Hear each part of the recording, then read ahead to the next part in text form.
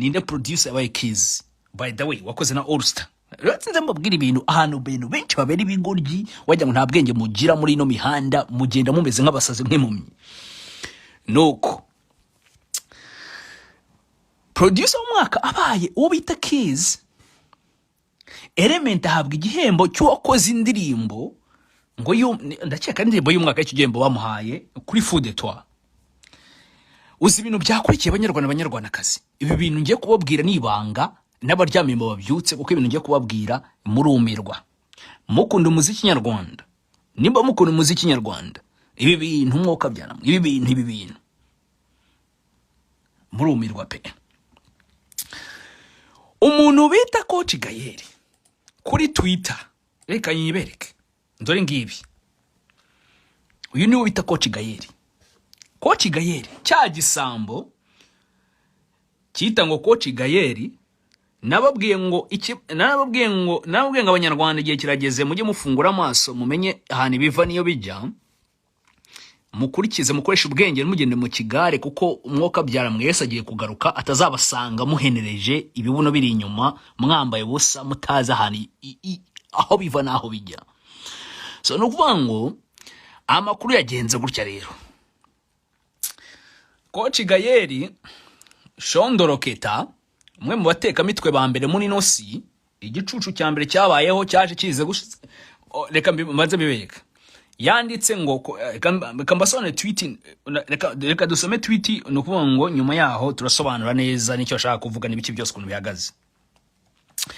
CoachGael avuze ati ngo friendly reminder ngo of the top songs produced by Element just in 2023 based YouTube views. Yavuze yuko ngo izi ndirimbo zose arizo Element yakoze muri mwaka wa 2023. Yabyanditse ku itariki zingahe 18 papa. Uyu munsi reba hano hejuru itariki 18. Si 18. Itariki 18. Reba hano itariki 18 z'ukwezi kwa 12. Impamvu mvuga ibi nginga ni itariki n'ibisaha yabikiriyeho saa moya n'iminota 4 no kugira ngo mbereke yuko uwo bita CoachGael cyo gicucu cya mbere cyabayeho muri bino bintu ari n'ikigoryi ariko nyine ubujiji turaza kubusobanura kugira kuko aka kanya tuvugira ahangaha tweet yamaze kuyisiba. Impamvu yasibye niki nuko CoachGael azi ko ibyo avuze aro arama n'ubugoryi bwa mbere tutigeze tubona mu mateka y'isi. So ubwo ngiye kubasobanurira ko ibintu bihagaze. CoachGael nka kimwe mu bigoryi dufite byabonye udufaranga duke abuvanye nyine mu butinganyi mwese murabizi. Abatarabimenye ubwo nyine mu bimenyera hangaha akaza kubeshya ngo no mu VIP.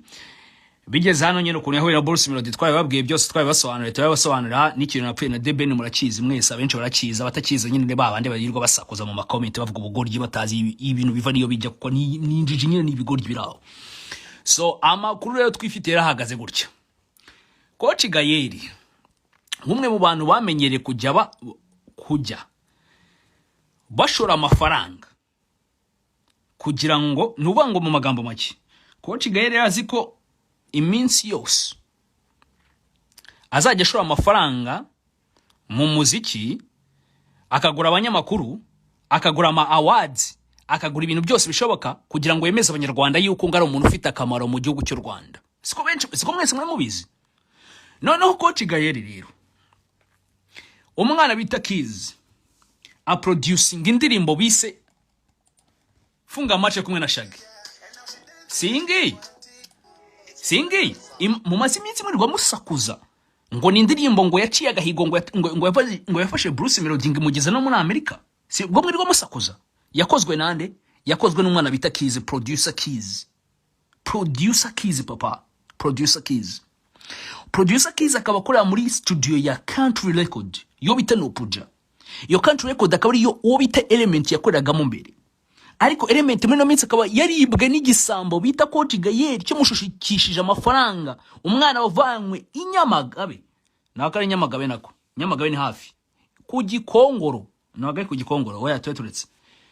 Irusizi hakurya y'ishyamba. Ryarindi Tayiga yakoreye ari kumwe n'umugore we. Urabibona? Ibi bintu murabibona? Aho yakorera kumwe n'umugore we. Nuvuga ngo urenga rino shyamba uvuye aho bita Nyamagabe ukagera aho bita Rusizi. So nukuvuga ngo ukuntu ibintu bihagaze rero, reka tworoshye ibintu. Umwana wakoze ino ndirimbo ngo yafanye ngo bita Bruce Melodie kamugeza muri Amerika, kamutegera mugeza muri Amerika, cyese ko byaje kuvumburwa ko ibyo bintu byose ni ibinyoma. Urumva ko byose ari ibinyoma, ko ari amafaranga yishyuwe n'uwitwa CoachGael. Urumva kugira ngo Bruce Melodie akomeza agende mu rwego rwo kugira ngo babaze nk'umuntu bita The Ben n'abafana be, ngo kugira ngo berekane yuko ngo umuziki nyarwanda wateye imbere, wo bita CoachGael ngo nageze agira umunyarwanda uzamenya yuko aya mafaranga yavanye mu butinganyi. So yanditse ibi ngibi rero aravuga ngo yuko ngo umuntu ngo bita ngo Element ya produces indirimbo zose muri no mwaka. So nukuvuga ngo ni gute wansobanurire ikibazo cyo kubaza cya mbere, ikibazo cyo kubaza cya mbere ni gute bishoboka gute yuko indirimbo yavanye Bruce Melodie kamugeza muri leta zunze ubumwe za Amerika twese twemera ari ngiyi mwavuze ngo ni ntuza yakozwe n'umupete bita ntuza witwa kiiiz, ikamujyana ikamugeza muri Amerika n'amahiti yose yakoze muri no mwaka, wagenda ukajya kuri Isango ukababwira ngo ndanababaye, uwo ngo ni Element arimo kurira.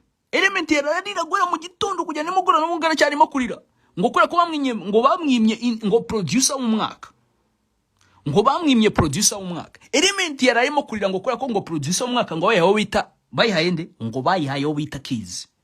Element arimo ararira ngo kora ko yuko ngo boss we ubita ngo CoachGael ngo yamusezeranyije ngo yuko ngo ngiye nguvanye ngahanga ngo mfite amafaranga ngo buri award yose uzayitwara kuko ngo nzajya nyishyura. Noneho asanze yuko ibyo bintu bitagishobotse kuko abana barimo barareba talent, barimo barareba impano ufite, nabo barimo kureba ubugoryi, nabo mu bucucu na hype bya bisaha bya kibarabaswa byirwa byamamazwa kurusha ibindi. Abana bo mu Isango bamaze kubona yuko ikintu gigomba gushyirwa imbere ari iki, ari talent. Niyo mpamvu abateka bitwe basaze bataye umutwe kubera ko bamaze kubona ko abana bari tayari obita Yesu we. Nuvuga ngo Element yarize yarayarira, ahamagara boss we muri Amerika aramubwira ati CoachGael rwo ukabyara we wanyijeje yuko uzambana muri country record ngo ukazajya umesha ibikombe byose, ngo none ngo reba ngo producer w'umwaka ngo muyayo bita kiiiz, ngo ni gute bishoboka koko. Arimo ararira kugira aho boss ataye ikuzo akajya kwandika ibintu by'ubugoryi bwa mbere byanditswe kuri ahantu bita